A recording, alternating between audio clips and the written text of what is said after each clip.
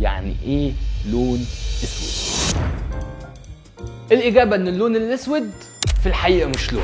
صعبه خالص. اللون الاسود ببساطه شديده جدا نقدر نعرفه في جمله واحده ونقول ان هو غياب للضوء. عشان كده اشهر حاجه في الكون متسميه باللون الاسود.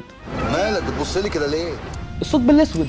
الثقب الاسود اتسمى اسود لانه مش بس بيبتلع اي حاجه بتعدي من جنبيه، ده كمان بيبتلع الضوء، لدرجه انت شخصيا او انا لو عدينا جنب الثقب الاسود هنتسحب جواه وهنتمط اكننا زي الاسباجيتي. ده لو يعني بعد الشر.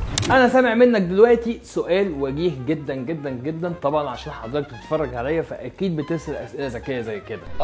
والسؤال بيقول دلوقتي احنا بنقول ان اللون الاسود هو عباره عن غياب الضوء.